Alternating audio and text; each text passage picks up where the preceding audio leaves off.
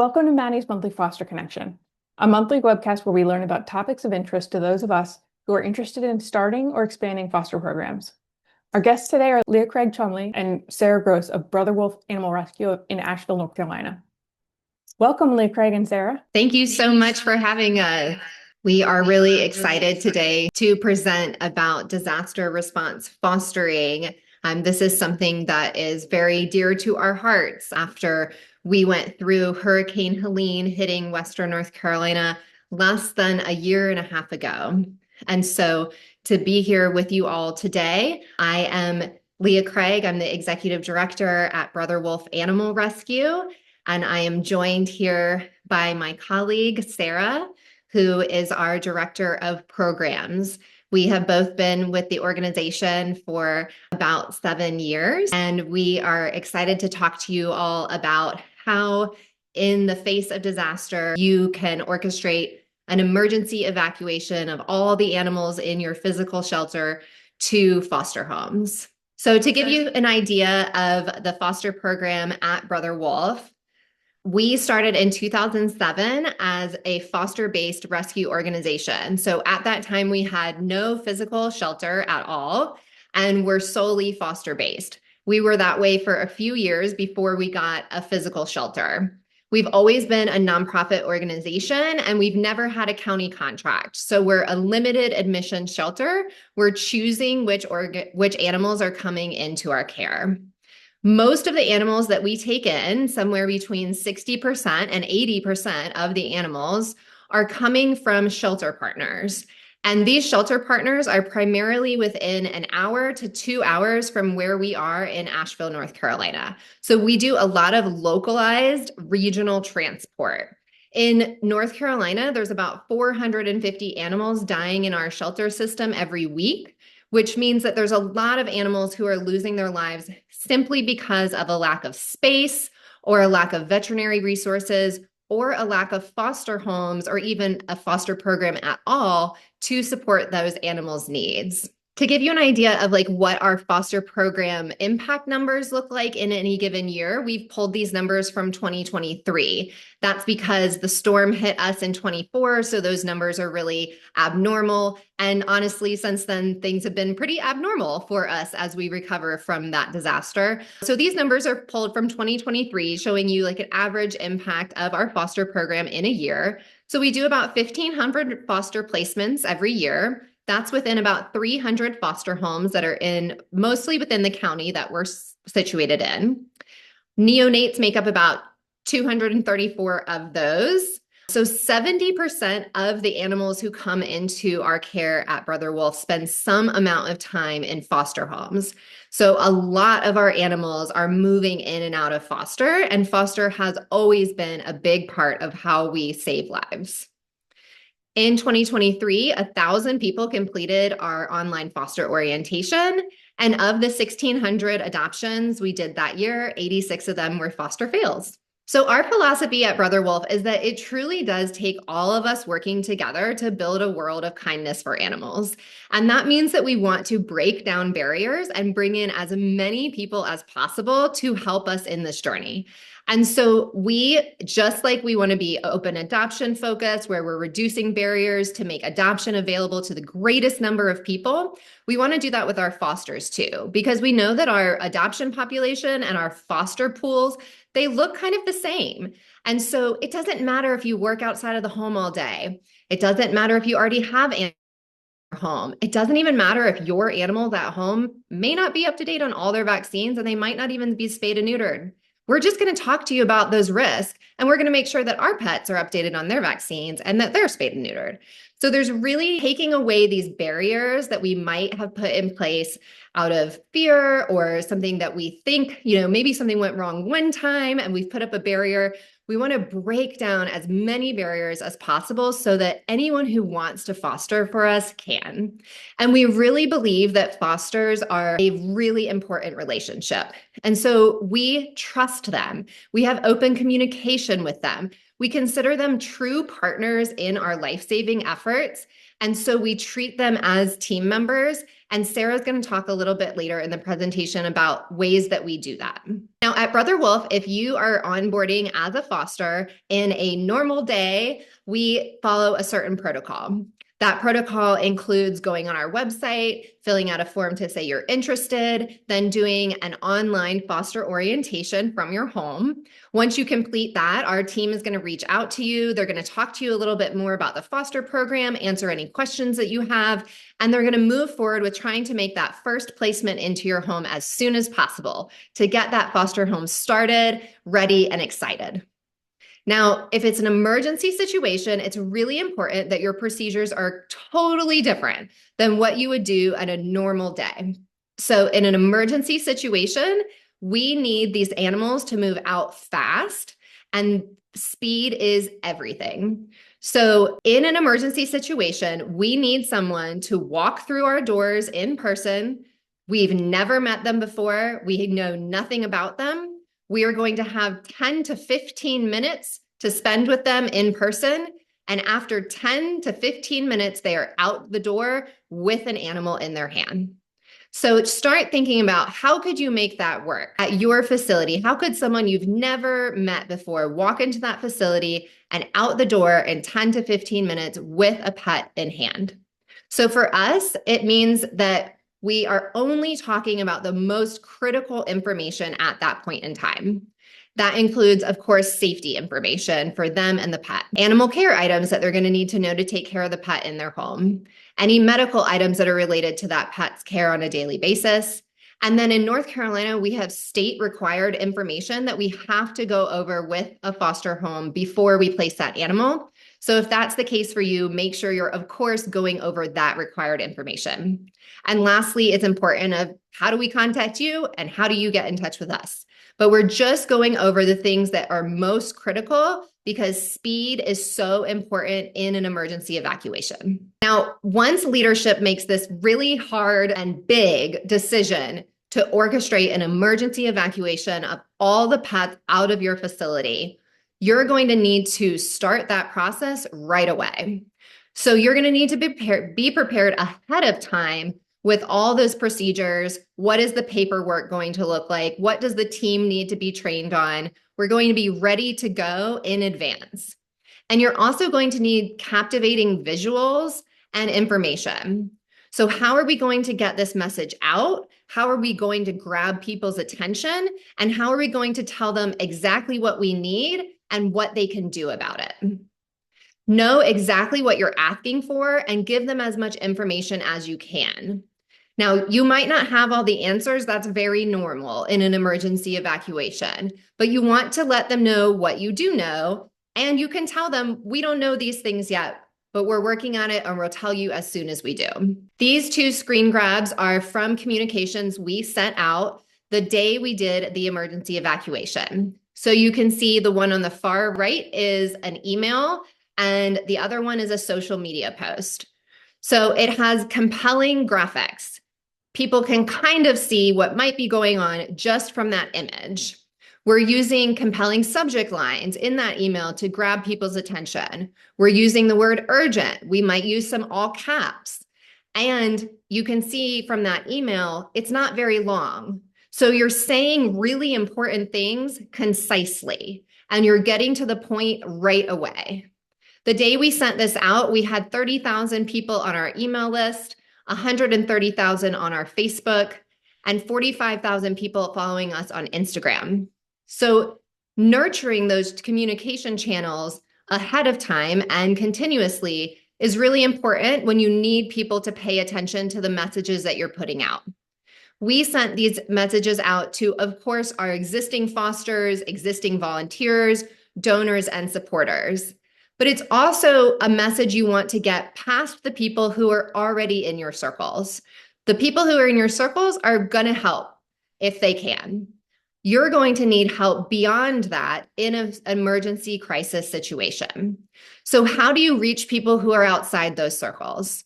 For emergency foster placements who have never been engaged with you before, and people who they might not be able to take a pet because they live far away from you, or they're just unable to physically help in that moment, but they might want to help other ways. So you can see in the body of the email, we had a button that says, click here to donate. And so that was, if you can't foster, you could donate. If you need supplies, you could put a link to like a Chewy wish list or something like that. So think through, what do you need from people, how to get that captivating image to grab people's attention, using concise language that really tells them what you need at that moment, how to help, exactly how to help. And then how do you get the word out with the existing communication channels you have and beyond that?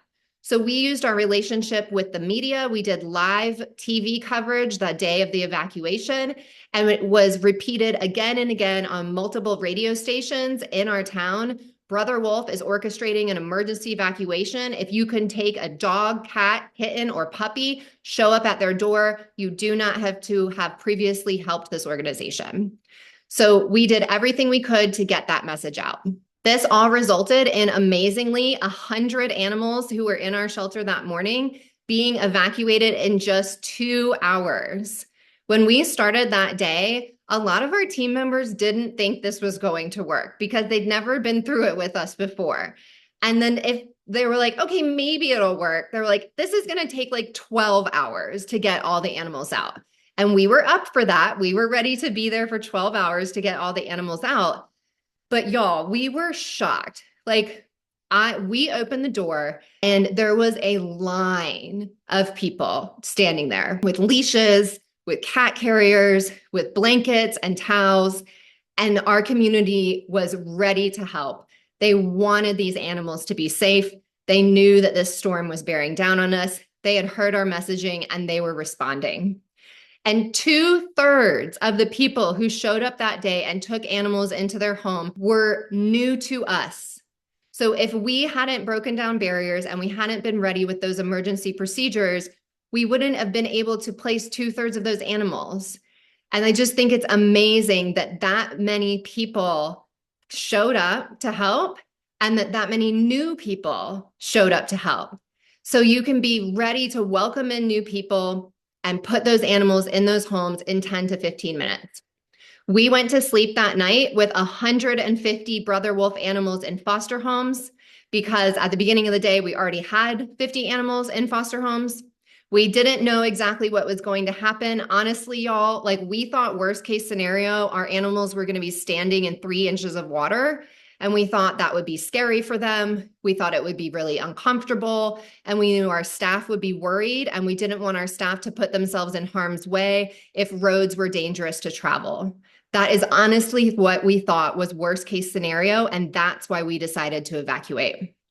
The next morning, we woke up to this. This is what our shelter looked like.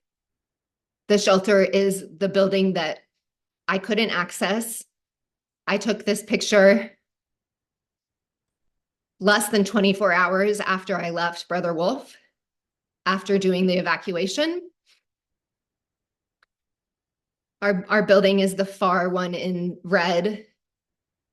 And obviously, that emergency evacuation that we thought was saving animals from being uncomfortable saved all of those animals from death. And it saved our team from living through that reality as well. Our building took on 12 feet of water. We are in the mountains of Western North Carolina, and a hurricane filled our shelter with 12 feet of water. Disasters don't have a season anymore. They're happening around the calendar in the United States. And we're so grateful to Maddie's Fund for giving us this platform to share this story, because the outcome of this was so, so important for us. And we want all of you, that if something came your way, that you would be able to get them out safe and you would be able to move forward from that experience. We could tell this story 1,000 times and it's going to hurt every single time. Looking at this photo it brings it all back. This is what we're here for, right? So like Leah Craig said, We went to sleep that night. We thought that there were going to be a few inches of standing water in the shelter. We were going to come in, and we just didn't want all of our dogs to have their feet in little puddles of water. That's what we thought we were doing. But then we woke up to this. And so when Hurricane Helene hit the mountains of Western North Carolina that night, the rain was bad. But when we woke up, the rain had pretty much stopped. However, the rain was coming, all of the runoff was coming down into the city off of the mountains. And so that's what caused this massive flooding. Our shelter was a few hundred feet away from the main river that overflowed that day. And that river rose 27 feet that day, and it engulfed so much of our city. So when we woke up and we were kind of assessing the situation, we realized, right, we had 150 animals in foster, but the storm was destroying everything. It destroyed the whole city. So we had no cell service. We didn't have any cable service. We had no internet. We had no power. The floodwaters had completely burst all of the city's water lines. So we didn't have water. We didn't have gas. All the stores were closed. And so we were all just, trying to figure out what we could do. On top of that, Asheville is situated on the crossroads of two major interstate systems, I-40 and I-26, and all four directions were completely washed out by mudslides. So not only did we not have access to internet, news, any of that, we also couldn't get out, and nobody could get in to help us. Something we also learned after the fact was that our Emergency Disaster Preparedness Center in North Carolina didn't even know that it was this bad for us, because they were waiting on somebody in Asheville to let them know that it was that bad, but the city couldn't let them know because all of our everything was out. And so it really was just a moment of, we were siloed and panicking, and we didn't know what to do. So many of us had personal devastation going on.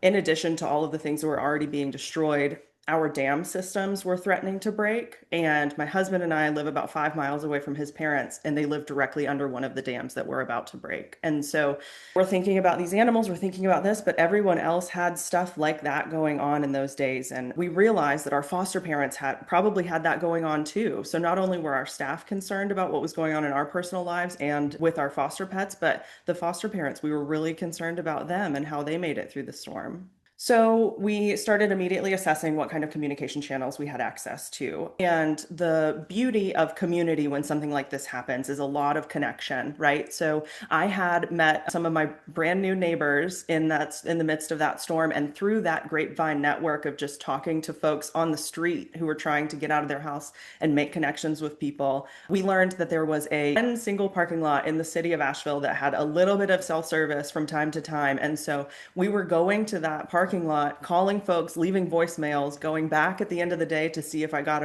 a message back. And that's kind of how the staff was communicating with each other there for a little bit. Luckily, one of those pathways out of Asheville opened up a couple of days later, and one of our staff members was able to make it out of Asheville and get to Charlotte. And so she and some other staff members who were also able to get out, they were able to kind of coordinate communicating with our foster parents because they were remote, right? And in that, we learned how each foster had weathered the storm as we continued to, make contact with each foster parent. Some of the foster parents had evacuated the area with their foster pets. Some of the foster parents were not able to take the foster pet with them, so they were able to coordinate a drop off with someone else. And in those moments, we're thinking like, this is an emergency and we can't be married to all of our normal policies, right? So leaving the area with your foster pet is against our normal policies, just in case there's an emergency with the foster pet. We want to be able to treat it. But in this moment, we were like, you made the decision for your foster pet safety to get out of this area, and we support that. There was a lot of those kinds of things happening in the days after.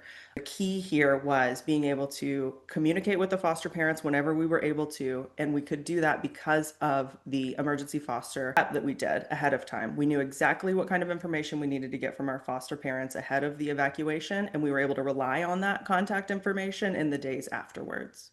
So not only was I experiencing some true support with my neighbors and, the connections that I was able to make once I was able to get back online a little bit, but our foster parents and our volunteers were providing support to each other.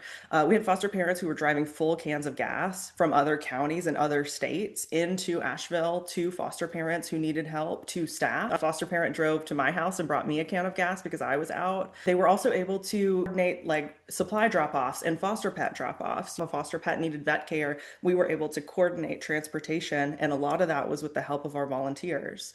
We provided those channels so that the people could help each other. And the beautiful thing out of that was we had one volunteer who was just so gung-ho about helping us. She had a direct line of communication with our foster coordinator who had made it out at that time. Our coordinator was like, Morgan, we need your help here. You need to go do this. And Morgan was just bouncing around the city, helping all of the other foster parents who needed that. We were also able to collaborate very quickly with our local county shelter. We set up a supply and medication distribution center there for the foster parents in the immediate aftermath of the storm. We were able to distribute that information via text, email, and foster Facebook page, which was great. So if they could access it, they were able to get that message. And in that moment, a lot of foster parents just showed up to get information too. So our staff was there to just connect with those foster parents and share any of the information that we had at the time. That collective response, which was built on quick decisions and deep trust with our community and our foster parents, is what carried us through. So not only were we having to deal with the immediate aftermath of the storm, but we were also thinking a little bit long term, and we realized that the whole community was kind of reeling from this, and it was going to be a while before folks would be interested in introducing another animal into their home and adopting. So with that knowledge, we started thinking like, what's the best pathway for these animals to get into adoptive homes as quickly as possible? And the answer was transport.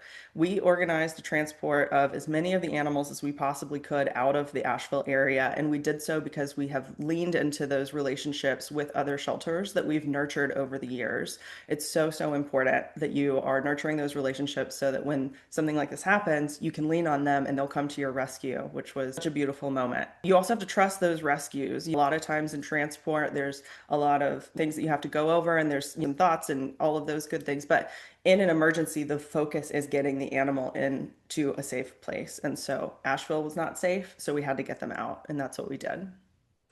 It's very, very important too that you share these collaborations with your community. We were able to publicly celebrate these organizations by mentioning them in our social media posts and in our communications with our foster parents. And we've had continued communications with these shelters ever since. And that was beautiful because then we were able to, hear when these animals were getting adopted. And I'm very, very thrilled that all of them that were transferred out were adopted. And we were able to celebrate those moments with those transferring organizations. So in the end, we transported 106 animals to 10 different receiving shelters. We were absolutely thrilled to get those updates from those shelters when all of our animals were adopted, and we were able to celebrate those successes. 20 of the foster parents who left the shelter that day ended up just staying with their foster parents. They were those foster fails. And a huge success here is that out of all 150 animals that we had to account for in the aftermath of the storm, we only lost contact with one foster parent, which all things considered, I think is a huge win. And the funny part about that too, is a couple of months later, we got a phone call from a medical clinic and they said, hey, we got this puppy named Pepperoni. And we were like, oh my gosh, that's the one that we lost. It was just a case of the person who evacuated ended up rehoming the animal with one of their family members. And Pepperoni is living an incredible life. So we were very thrilled to hear about that.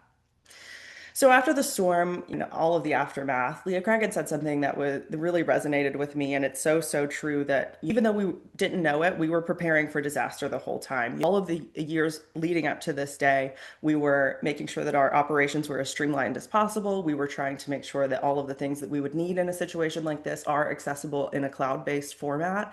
And we were nurturing those relationships with the people that we had to lean on in this moment. We couldn't have done it without any of those things. And so that's why preparing for emergency is so, so important. And so my favorite topic to talk about, of course, is the foster network. They are all incredible people, and I cannot express enough how much I love them. It's all built on relationships. Everything that we succeeded in was built on the relationships primarily with those foster parents and with our community.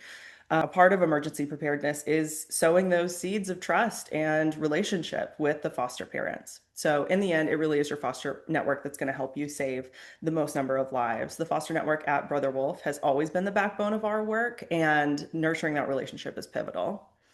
It is incredibly important to ensure that your foster parents, once they are onboarded, understand and feel like they're a very valuable part of their mission, because they are. You have to ensure that they have the tools to contact your team and a good communication line. And for us, that looks like having a texting line and an email and an on-call service for them. So they have several routes to get a hold of us, and we have several routes to get a hold of them as well.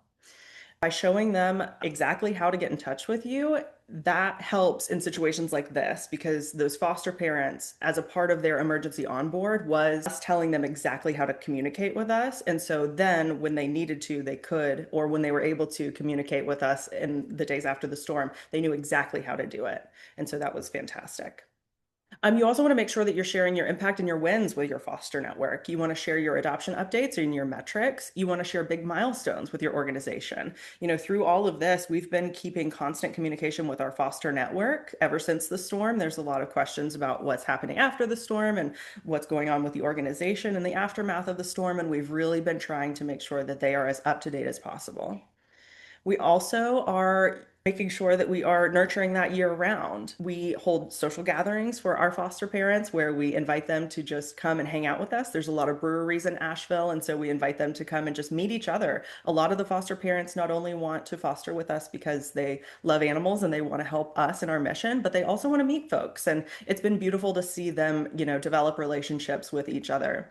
We have a foster Facebook page, and I'm sure a lot of you do as well, where they share photos and success stories about their foster pets, and they ask for help. And we have a good mentorship kind of thing going on the Facebook page, and it really is a beautiful place to get inspiration, and the foster parents really find community there. We celebrate our foster parent of the month, so that's just somebody that we nominate as a staff once a month, and we highlight them in our e-newsletter that goes out once a month.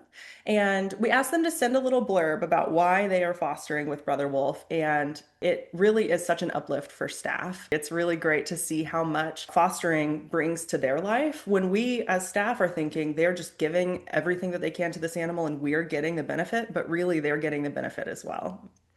And we also have fallen into the mentorship. We really want to make sure that our fosters are able to get mentorship and give more mentorship. And another way that we do that, in addition to our foster Facebook page, is our roundtable meetings. And so this is a group of about 10 foster parents. All of them have been with us for at least 4 years, and they are able to come to the table, and it's those foster parents and a couple of our staff members, and the staff members will bring them questions. These roundtable meetings were pivotal in the days after the storm because we had just lost our shelter. We were about to transition into a foster-based rescue, and we were worried about what the foster network would think about that, if they thought it was going to be too big of a responsibility, or if they were going to feel confident in taking it on. And we were absolutely thrilled that all 10 of those foster parents sat at that table and they said we can do it. It's really important, once again, to build that relationship and that trust with your foster parents so you can have these really good conversations. So after the storm, we did lose all of our physical assets. So every single physical asset that we had put together since 2007 was gone. And that meant that we transitioned back to our roots, to a fully foster-based organization once again. We are so very lucky to have a strong relationship with the ASPCA, who has a physical presence in New York, Miami, LA, and Asheville, North Carolina. And we are just so lucky to be on that list because they gave us part of one of their buildings here to use. And through that, we are able to orchestrate intakes, medical care, foster pickup and drop-offs, as well as adoptions. But what we can't do is house animals overnight. So we are only able to take in animals who we already know that we have foster placement for. And that has obviously been a big shift in operations. We previously were running a 10,000 square foot shelter every day. And now we are in a very small space where no animals can spend the night. And to be clear, we are so grateful to have that very small space because it is our lifeline right now. We were able, because of their generosity, to resume our program just 10 weeks after the storm hit. And I am so proud to share these numbers with you all after an extremely hard year. So in the year following Hurricane Helene, this team did almost 2,200 foster home placements with barely any infrastructure at all and less than 20 staff members. In the year after the storm, we said we would be so proud of ourselves if we could orchestrate 300 adoptions. This team did 905 adoptions with almost no infrastructure, and we are working to rebuild on higher ground. None of this would have happened if we hadn't had those relationships that Sarah talked about, the partner shelters, the community support, the fosters, the donors. Those relationships were critical to getting us to the next stage, to making this impact happen, and to keep us going. I also wanted to point out that while that was a very extreme disaster, we have used these emergency foster placement protocols in other situations. So, for example, last summer, one of our partner shelters reached out to us. And in North Carolina, sadly, because of the overpopulation of animals here, it's very normal for puppies and kittens to be euthanized upon intake in shelters. That's still normal here. And so our shelter partner reached out to us and said, y'all, we have a whole litter of puppies and we just cannot euthanize them. Like, can you please help us? We do not want to go through this again. And so the only way we can take in animals right now is if we know we have foster placement, right? Because we can't have them stay overnight in that facility. So we didn't have a bunch of fosters waiting to pick up puppies in 3 hours. And that meant that the only way we could take those puppies is by saying, okay, if we make a post on social media that says that people can walk in the door and walk out the door in 10 to 15 minutes with a puppy, I think we can get enough people to do that in the next 3 hours that we can save all these puppies. And so here again, you can see this is a screen grab of that social media post. So compelling imagery, really important. And then text that tells them exactly what to do, exactly what you need, and how to help, and make it easy for people. It's easy to walk in a door, talk to us for 10 to 15 minutes, and walk out with a puppy. And I'm sure this won't surprise any of you. A lot of those puppies got adopted by those people as well. So even easier. And we were able to turn around and tell that under-resourced municipal shelter partner, you do not have to euthanize another litter of puppies. We are coming to get them. So in summary, fostering to us is a huge act of love. No matter what situation it is, Brother Wolf would never be able to help as many animals as we do every year without the support of our foster homes. 70% of the animals we take in spend some amount of time in foster. And so we're not only grateful, we're proud of that, because our animals love that just as much as we do. We get awesome information about them, and we get to make better placements from that information because we can have more informed conversation with adopters about their lifestyle and what kind of pet they're looking for. We would love to continue any of these conversations with you all. If there is any way that we can be a resource for help, it means so much to us to help other shelters, and we are wide open books. So like, any data you want, any paperwork you think would be helpful, we want to help. There's a general information email address on the screen. You can reach out to that and they'll direct you to me or Sarah. And you can also find us on LinkedIn. Thank you so much. This presentation means the world to us. And so thank you, Maddie's Fund, for the platform. And thank you all for attending. Oh my gosh, that was so good. I'm still calming down. It was great. We have some questions. So Connie is asking or actually, this is just a statement, I think. She says, when Hurricane Milton hit South Florida, our local shelter offered college students community service hours to take a dog into foster for 2 weeks, which I think is a cool idea. Rachel is asking, how are your methods different from regular foster pickup and emergency foster pickup? Or did you just have more people ready to go for the foster pickup?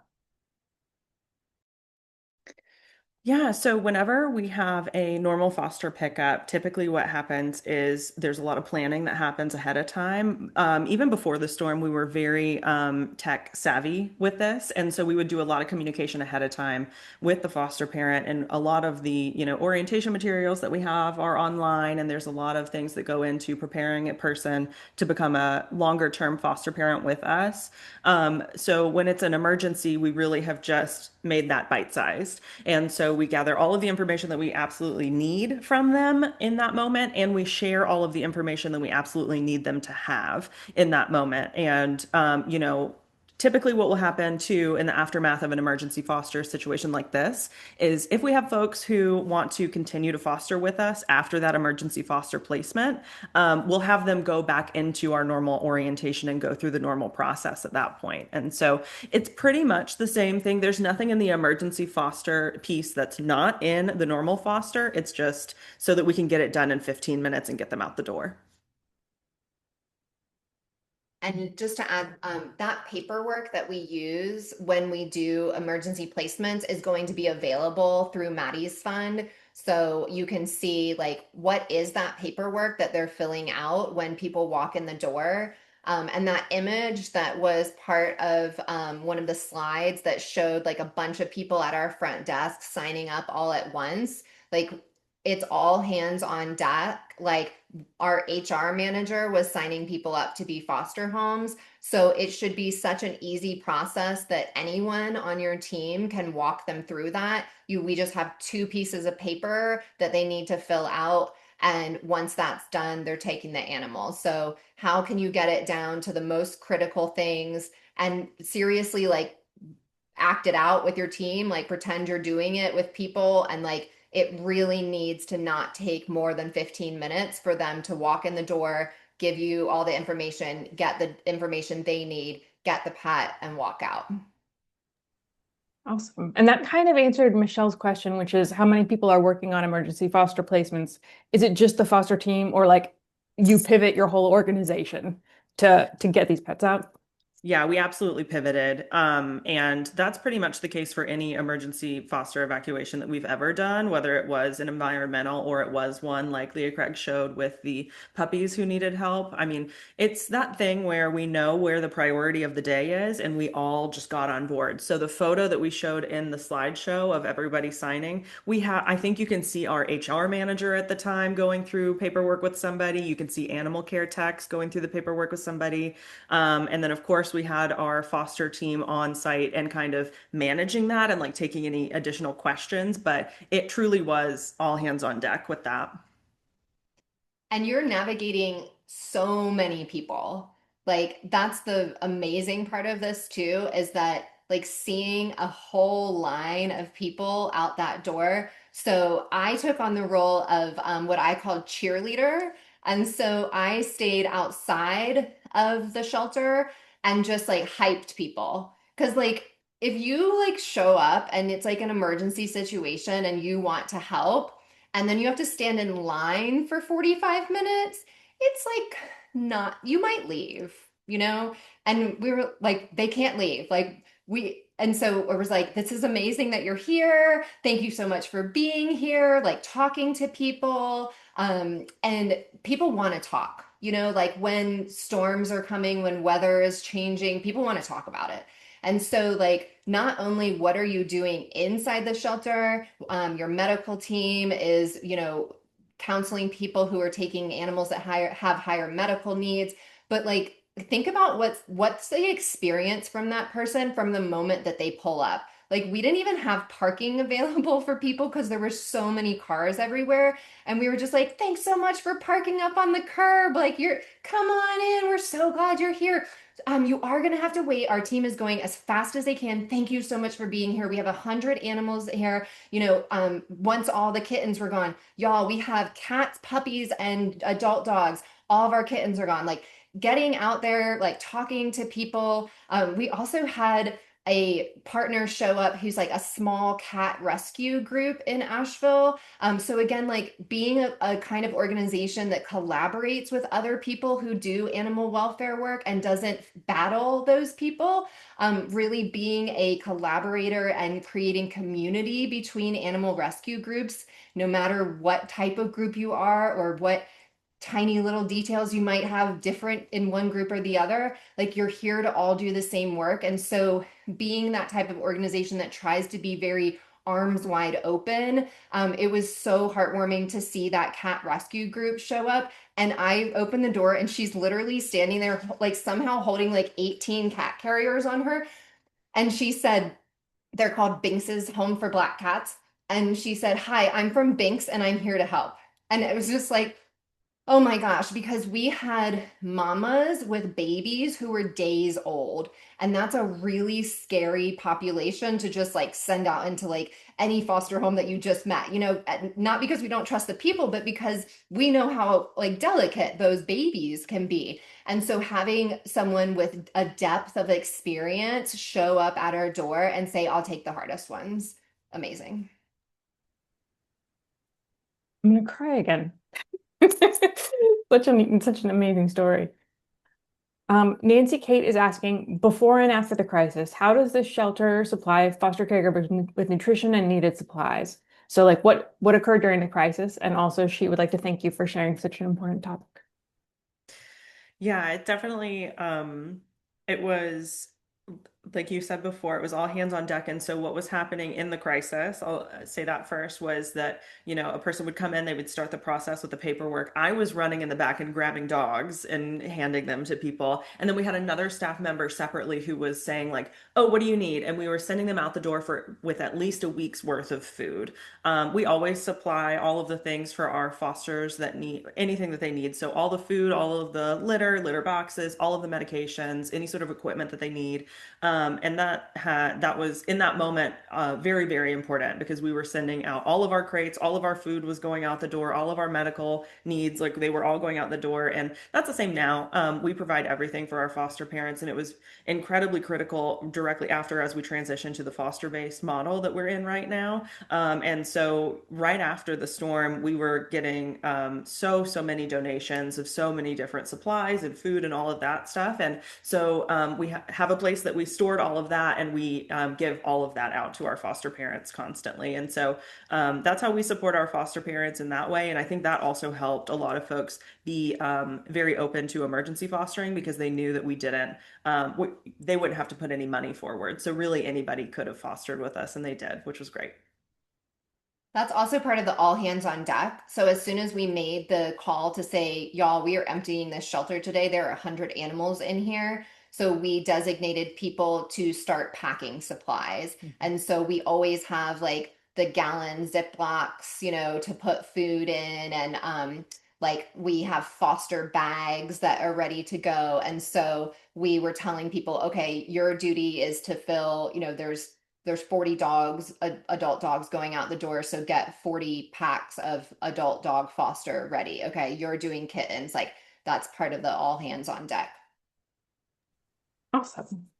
Laura is asking, how do potential adopters meet animals in foster homes? Yes. So Brother Wolf across the board has done it a couple of different ways. And so what we're doing now as a foster-based rescue is since we are able to have that kind of home base, thanks to our friends at the ASPCA, we coordinate with our adoptions team, the foster and the adopter. And so they all meet at the home base that we have right now. It's different with different species, and we let the foster parent determine what they're comfortable with. So, for example, if we had a super shy cat that's going to show the best in a home, but like the foster parent is okay with the adopter going to their home, we're okay with that. But for the most part, what happens is the foster parents are bringing their animals to our location. And it's really been helpful too with that setup and our incredible adoptions team that we have right now, that our animals in foster homes, even though we are foster based, our length of stay hasn't increased that much comparatively. And so we still are trying to operate like a well-oiled machine to get these animals into adoptive homes. And so the home base model has really been helpful for adoptions. Sarah won't always brag on herself, so I will do it for her. Um, so the length of stay when we had a 10,000 square foot shelter was about 2 weeks. And that this team has kept that length of stay with no facility where animals can spend the night. So we're using this small temporary space that's part of a much larger ASPCA facility.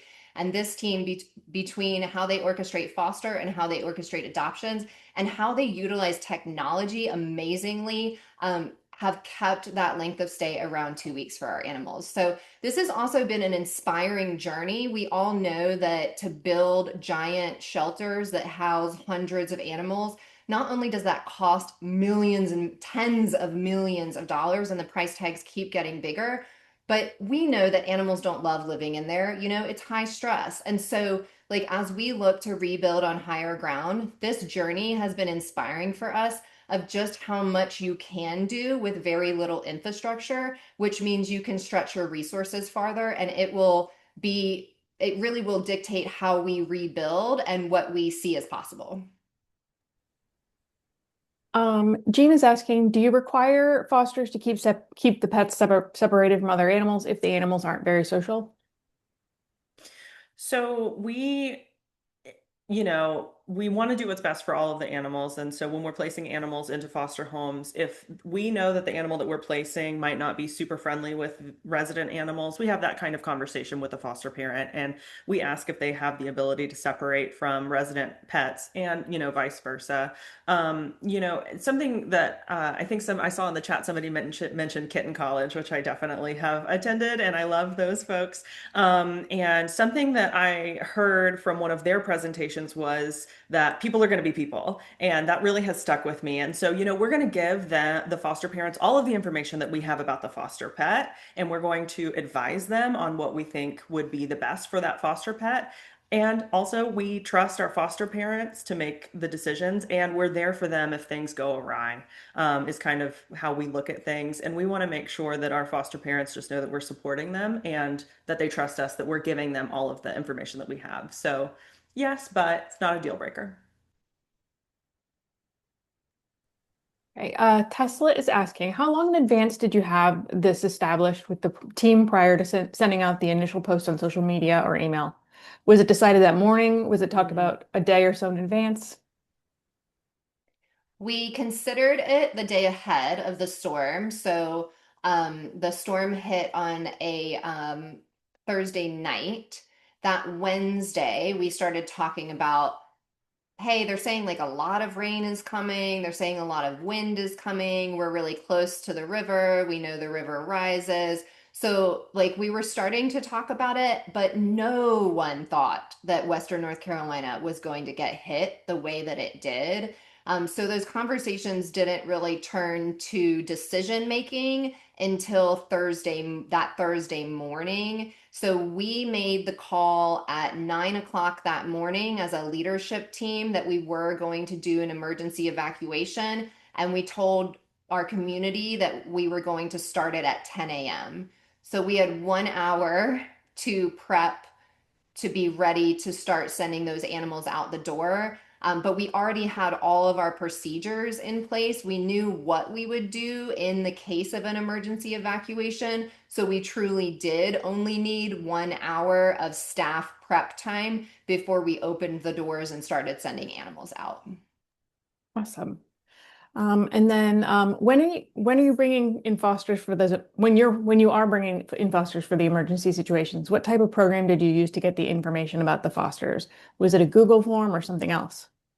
Yeah, great question. And so in this situation, because we knew it was going to be so chaotic, because we were inviting so many folks into that space, we did everything on paper. And so something that I also like to mention is the evacuation started at 10. All of the animals were out by 12. And then before 1 o'clock, all of that information had made its way into our Shelter Love account, which, is where we kept everything. That's our cloud-based, database. And so that's why we were able to communicate when everybody was kind of remote in the days following.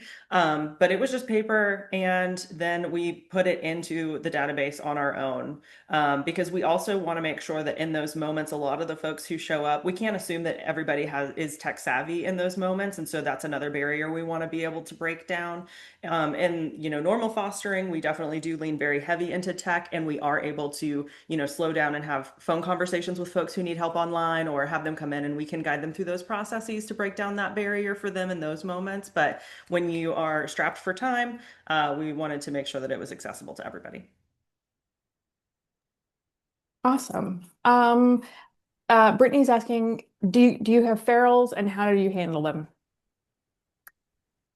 Yes, we do have ferals, and we had a colony. So I'm sure this exists in like every shelter.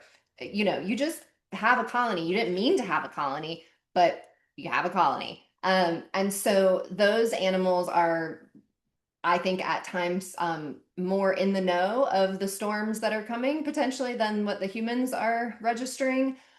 So our colony dispersed, and then we went back and like gave food to colony once the floodwaters were gone, and it was a hardship to catch those cats because a lot of the colony cats are colony cats because we've never successfully been able to get them in a trap and adopt them out as a barn cat. And so that honestly that took several weeks. It took several weeks of us going there, making sure they had food. So we were sending staff like once the water receded, you could get there. There was the mud was up to your knees, but you could get there. But we could see kitty cat paw prints in the mud, and so we were putting out food, and it took us time to trap them and get them, into barn cat placement or work with our community shelter who still had their facility to find places for those cats to go.